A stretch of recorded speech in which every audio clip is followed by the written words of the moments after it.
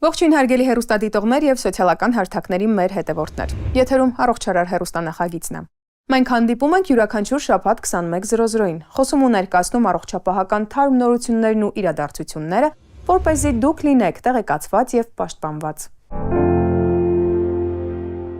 Բժշկությունն իրենով գեղեցիկ մասնագիտություն է, իսկ առավել գեղեցիկ է, երբ արդյունքից գոհ են թե պացիենտը եւ թե բժիշկը։ Իմ հյուրը Սուրբ Գրիգոր Լուսավորիչ բժշկական կենտրոնի կրծքային վիրաբուժության բաժանմունքի ղեկավար Տիգրան Խաչատրյանն է։ Բարև ձեզ, շնորհակալ եմ մեր հրավերն ընդունելու համար։ Բարև ձեզ, ես եմ շնորհակալ։ Բժիշկ Խաչատրյան, մի առիթով ձեր հարցազրույցներից մեկում դուք նշել եք, որ բժշկությունը իր մեջ եւ արվեստ է պարունակում եւ արհեստ։ Դե բնականաբար ստացվում է վիրահատությունն էլ այդ երկուսի ստեղծագործությունն է։ Դժվար չէ անընդհատ ստեղծագործողի դերում լինել։ Իհարկե դժվար է, սակայն համապատասխան գիտելիքներ, հմտություններ եւ իհարկե փորձ ձեռք բերելու դեպքում որոշակի չափով արդեն հարթվում այդ դժվարությունները եւ նամանավանդ մասնագիտությունը սիրելու դեպքում։ Մասնագիտության գրավչությունը ինչու՞մն է։ Գրավչությունը մարդկանց օգնել ձեռք բերել առողջություն, շարունակել ապրել, արարել, կարծում դրանից ավելի գեղեցիկ եւ լավ բան քիչ կա այս աշխարհում։ Ես առաջարկում եմ դիտել մի տեսանյութ, որից հետո մենք կվերադառնանք տաղավարի եւ կզրուցենք Սուրբ Գրիգոր Լուսավորիչ բժշկական կենտրոնի կրծքային վիրաբուժության բաժանմունքի ղեկավար Տիգրան Խաչատրյանի հետ։ Վիրահատարանում ուրոլոգներն են։ Բարդ, հազվադեպ հանդիպող ու հետաքրքիր բժշկական պատմությունը ձեռքներին։ Պացիենտը միջին տարիքի տղամարդ է։ Անցավ որոշ ժամանակ բաժնեվարիչ Հովհաննես Մկրտչյանը նկատեց, որ իմ մոտ կա գոյակցություն երիկամի վրա։ Մինչև տղամարդը կվիրահատվեր նախ սկզբից։ Գևորգը շտապօգնությունով բժշկական կենտրոն էր տեղափոխվել, քանի որ միզելիս սուր ցավեր էր ունեցել։ Հետազոտությունները ցույց էին տվել, որ քարը փակել է միզածորանը։ Թիմն անմիջապես գործի էր անցել, լազերային քարափշրում են արել։ Հետազոտման ընթացքում պարզվեց, որ իմ մոտ ուռուցք է եւ վտանգավոր էր։ Եվ առաջարկեց անպայման վիրահատություն։ Փառքաստո վիրահատությունը կատարեցին լապարոսկոպ, շատ գոհ եմ, ամեն ինչ նորմալ, բժիշկը ամբողջությամբ մաքրեց այդ ուռուցքը եւ ուղարկեցին հետազոտման արդյունքները կա, որ դա չարորակ ուռուցք էր։ Որոշումը մեկն էր, չարորակ ուռուցքը պետք է հեռացվեր, սակայն իրավիճակն ավելի էր բարդանում, քանի որ Գևորգն ուներ ընդամենը 1 երիկամ։ Եվ հենց այդ 1 երիկամի ուռուցքը ուրոլոգիայի բաժանմունքի ղեկավար Հովհաննես Մկրտչյանը հեռացրեց լապարասկոպիկ եղանակով, ինչը հետագա բուժման համար կարևոր նախապայման էր ստեղծում, ապահովելով արագ ապաքինում։ Հիվանդը դիմել է մեզ մի երիկամով, մեզաքարային հիվանդությունով, որի մոտ հայտնաբերվել է քար մեզածորանի, որը վիրահատվել է էնդոսկոպիկ լազերային տարբերակով։ Նույնպես հետազոտության ժամանակ հիվանդի մոտ հայտնաբերվել է այդ մի երիկամի ուռուցք մոտ 4 սանտիմետր, որը վիրահատվել է լապարասկոպիկ եղանակով, կատարվել է լապարասկոպիկ երիկամի մասնահատում եւ այդ մի երիկամը պահպանվել է։ Վիրահատությունից օրեր անց Գևորգին հանդիպեցինք կրկնակի այցի ժամանակ։ Իրեն լավ էր զգում, գանգատներ չուներ։ Բժիշկ Մկրտչյանն էլ փաստեց, Գևորգին առողջացած ու կարևորը փրկված տուն են ճանապարհել։ 6 ամսից պրոֆիլակտիկ հետազոտելու պայմանավորվածությամբ։ Մենք արդեն տաղավարում ենք եւ այսպիսի մի հարց, որքանով է կարևոր պացիենտի վստահությունը առբժիշկ։ Գործը հեշտացնում է։ Միանշանակ, որովհետև պացիենտի տրամադրվածությունը դա մեր աշխատանքի երևի 50%-ի չափով կարևորություն ունի, որովհետև իհարկե պացիենտը պետք է հավատա, վստահի բժիշկին եւ բժիշկը պացիենտի հետ ձեռք-ձեռքի բռնած պետք է անցնեն այդ դժվարին ճանապարհը, հասկանալի է, որ վստահությունը դա շատ կարևոր է։ Ինչ է իրենից ներկայացնում կրծքային վիրաբուժությունը։ Դա գիտություն, բժշկություն միայն թոքերի հետ կապված թե ոչ։ Ոչ, իհարկե, կրծքային վիրաբուժությունը բավականին ընդլայն ու ընդգրկող ճյուղ է բժշկության, վիրաբուժության։ Մենք զբաղվում ենք կրծքային վիրաբույժները զբաղվում են պարանոցի ստորին երրորդականից սկսած կրծքավանդակի օրգաններով եւ որովայնի վերին հատվածների օրգանների, ենթաստոցանեական տարածությունում տեղակայված օրգանների բժշկությամբ կրծքավանդակի խոռոչում բացի թոքերից բազմաթիվ ուրիշ օրգաններ եւ սիստեմներ կան, որոնք որ մեր գործունեության դաշտում են գտնվում եւ բազմաթիվ տարբեր հիվանդություններ, ուռուցքներ, վնասվածքներ, բորբոքային եւ ոչ բորբոքային սպეციფიկ եւ ոչ սպეციფიկ հիվանդություններ, որոնցով մենք զբաղվում ենք։ Խոսենք ձեր ղեկավարած բաժանմունքի մասին, բավական հետաքրքիր պատմություն ունի բժշկական կենտրոններին, եթե չեմ սխալվում, հնաբնակներից մեկն է բաժանմունքը, ինչ ճանապարհ է անցել։ Դուք իրավացի եք, բաժանմունքը ստեղծվել է առաջինը Հայաստանում եւ երկար տարիներ եղել է միակը։ Ակունքներում կանգնած են հայկական բժշկության հսկաներ, այնպիսին ինչպիսին ակադեմիկոս Սուրեն Ավդալբեկյանը, բաժանմունքի առաջի վարիչ Անուշավան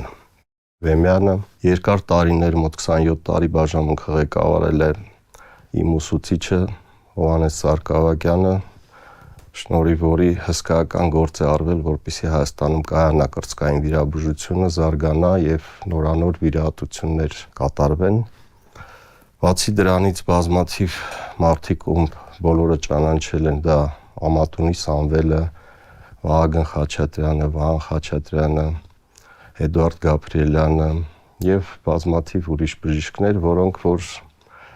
հսկայական գործ են արել կրծքային վիրաբուժությունը զարգացնելու, մարդկանց օգնելու, բազմաթիվ խնդիրներ Հայաստանը, որ խնդիրներով որ առնչվել է, այսինքն երկրաշարժ, պատերազմներ եւ այլն, դրանք հիմնական մասով ընկած են եղել այդ մարդկանց ուսերին, որոնք որ պատվով անցել են այդ դժվարությունները, զարգացրել են կրծքային վիրաբուժությունը։ Հիմա մենք էլ փորձում ենք այդ ավանդույթները պահել եւ զարգացնել։ Ինչ խնդիրներով է հիմնականում բաժանմունքը զբաղվում եւ այսպես հարցնեմ նաեւ, հա, ինչ հիվանդություններ եւ ինչ խնդիրներ են հիմա ավելի շատ հանդիպում կրծքային վիրաբուժության ոլորտում։ Խնդիրները բազմաթիվ են։ Իհարկե առաջին տեղում երևի թե պետք է նշել թոքի քաղցկեղը, որովհետև ամբողջ աշխարհում դա մեծագույն խնդիր է։ Ես դες մի քանի թիվ ասեմ, որ պատկերացում կազմեք, ըստ համաշխարհային առողջապահության կազմակերպության տարեկան մոտ 2.3 միլիոն մարդ հիվանդանում են կամ ավելի ճիշտ առաջին անգամ հայտնաբերում է թոքի քաղցկեղ նրանց մոտ։ Այդ թիվով տարիներ շարունակ մենք այդ թվով եղել ենք երկրորդ տեղում, այսինքն հիվանդությունը կրծքագեղձի քաղցկեղից հետո, բայց այս վերջին 1-2 տարին նույնիսկ առաջ է անցել եւ առաջի տեղն է գրավում ցավոք սրտի։ Դրա հետ միասին բավականին բարձր մահացություն է հիվանդությունից, տարեկան մոտ 1.8 միլիոն մարդ մահանում են, իսկ այդ ընդհանուր թվի մոտ 18.7% կազմում, ինչը շատ վատ թիվ է։ Ի տարբերություն իմ նշած կրծքագեղձի քաղցկեղի, որի դեպքում բավականին դրական առաջընթաց կա եւ ապրելու եւ առողջանալու հնարավորությունները տոկոսային հարաբերությունով վերջի տարիներին բավականին բարելավվել են։ Ցավոք սրտի թոքի քաղցկեղը դեռ մեծ խնդիր է մեզ համար եւ բժիշկները դեռ չեն կարող հպարտանան իրանց մեծ ձեռքբերումներով, չնայած դրան իհարկե առաջընթաց բավականին կա եւ հիմնական երևի հիվանդությունը, որի դեմ մենք միասին պայքարում ենք, դա թոքի քաղցկեղն է, բայց կան բազմաթիվ մնացած հիվանդություններ, տարբեր տեսակի ուռուցքներ, կրծքավանդակի խոռոչում գտնվող միջնորմում, ինֆեկցիոն որոշակի հիվանդություններ, թարախային պրոցեսներ, բորբոքային պրոցեսներ, պարազիտար հիվանդություններ, ցանկը շատ է, եթե ես սկսեմ թվարկել մեր եթերային ժամանակը կարծում եմ չի բավականացնի։ Իսկ այդ հիվանդությունները միայն դեղորայքային բուժում են պահանջում, թե նաև վիրահատական Ոչ, իհարկե, ես կրծքային վիրաբույժ եմ, հիմնական իմ գործը վիրահատություններն են։ Իհարկե ցանկալի է, որ դեղորայքային բուժումով հասնել արդյունքի, բժշկությունը ընդհանրապես ձգտում է մաքսիմալ քիչ ինվազիվ, այսինքն քիչ միջամտություններ կատարելով հասնել առողջության, դե առայժմ վիրաբուժությունը կան որոշակի բաներ, որ անփոխարինելի է եւ կարիքը լինում է վիրահատական բուժման, բայց փոխում են վիրահատական բուժման ծավալները, վիրահատություն կատարելու մոտեցումները, օրինակի համար այդ կտրվածքների չափերով, եթե առաջ մենք պրակտիկորեն բոլոր դեպքերում մեծ կտրվածք էինք անում կրծքավանդակի վրա կամ կրծոսկրի վրա, հատում էինք ոսկորներ, լայնացնել եւ բան, որով բավականին տրավմատիկ մոտեցում էր։ Հիմա արդեն շնորհիվ նոր տեխնոլոգիաների հաջողվում է ընդամենը 1, 2, 3 անցք ձևավորելով կատարել վիրահատություն, դա կոչվում է թորակոսկոպիկ վիրահատություն, մեր պացիենտները ավելի շատ լսել են լապարասկոպիկի մասին, կա թորակոսկոպիկ, այսինքն կրծքավանդակը դիտարկելով այդ անցքերով հնարավոր է լինում հատուկ գործիքակազմով, գործիքներով վիրահատություն կատարել, ինչը թույլ է տալիս հնարավորին չափով նվազեցնել տրավմատիկ հետևանքները, այսինքն ցավային առաջի հերթին սինդրոմը, լավացման ժամկետների կրճատումը, հիվանդի արագ վերականգնվելը եւ այլն։ Բաժանմունքի մասին նաև խոսելիս պիտի խնդրեմ անդրադառնալ նաև մասնագիտական պատրաստվածությանը, ովքեր են բաժանմունքում աշխատում, ձեզ հետ ձեր գոլեգաները, ինչ մասնագետներ են, երիտասարդ թիմ է թե ոչ եւ հագեցվածությունը նաև տեխնիկական առումով։ Հիմա մենք բացի ինձանից եւս 5 բժիշկ են աշխատում մեր բաժանմունքում, հիմնականում բավական երիտասարդ, բայց խելացի բժիշկներ, որոնք անընդհատ զբաղվում են գիտելիքների կատարելագործումով, մասնագիտացում են անցնում տեղերում եւ իհարկե զարգացնում ենք բաժանմունքի աշխատանքը նոր մեթոդներ կիրառելով, նոր գաղափարներ մտցնելով, այդ շարունակական process է մեզ մոտ։ Տեսեք, դուք խոսեցիք թորակոսկոպիկ վիրահատությունների մասին, հա, սովորաբար հասարակության մեջ այսպիսի մի մոտեցում կա, որ անզեն աչքով տեսածը ավելի լավ է, քան այդ փակ եղանակով, ինչպես են մարդիկ սրան վերաբերվում։ Գիտեք, մի մասը ձեր ասածով մի քիչ զգուշորեն են մոտենում, բայց իրականությունը այդպես չի, այն վիրահատությունները, որոնք արդեն կատարվում են, դրանք մշակված են, դրանք արվում են բավականին լավ եւ շատ դեպքերում թորակոսկոպիկ վիրահատության դեպքում, այսինքն երբ որ դու տեսախցիկով մոտենում ես օրգանին եւ հնարավոր է լինում ավելի մոտիկից եւ ավելացնելով, այսինքն մեծացնելով պատկերը, սկսում են նույնիսկ ամենաբարակ շերտերը երևալ եւ այդ դեպքերում շատ ավելի հեշտացնում է։ Իհարկե որոշակի դեպքեր կան, երբ որ հնարավոր չի առայժմ այդ մեթոդով կատարել, այնտեղ ուզած թե չուզած դու կատարում ես մեծ վիրահատություն, ամեն ինչի ունի իր ցուցումները եւ հակացուցումները։ Բայց հիմա վաղուց արդեն թորակոսկոպիկ եղանակով բազմաթիվ վիրահատություններ կարելի է կատարել եւ ես կասեի մեր վիրահատությունների մոտ 60-ից 70%, եթե ոչ ավել, արդեն կատարվում է թորակոսկոպիկ եղանակով։ Սա նորարարություններից մեկն է, կարծես կան այլ նորություններ բաժանմունքում։ Բազմաթիվ ուրիշ կան դիագնոստիկ ախտորոշիչ միջոցառումներ, որոնք որ կատարում են ժամանակակից գործիքակազմով, ընդհանրապես պետք է ասեմ, որ վերջի ժամանակահատվածում մեր բժշկական կենտրոնը արագ քայլերով զարգանում է, հագեցվածությունը, տեխնիկական հագեցվածությունը բավականին բարելավում է եւ դա էլ է շարունակական process, ադմինիստրացիայի կողմից հնարավորինս արվում է, որպեսզի ժամանակակից գործիքներ, ժամանակակից մեթոդներ կիրառվեն հիվանդանոցում եւ մենք էլ մեր կողմից աշխատում ենք հնարավորինս արագ սովորել այն ինչ որ աշխարհում սկսում է գործարկվել։ Խոսեցիք դիագնոստիկ հետազոտություններից, հիմնականում կրծքային վիրաբուժության մեջ հանդիպող խնդիրները,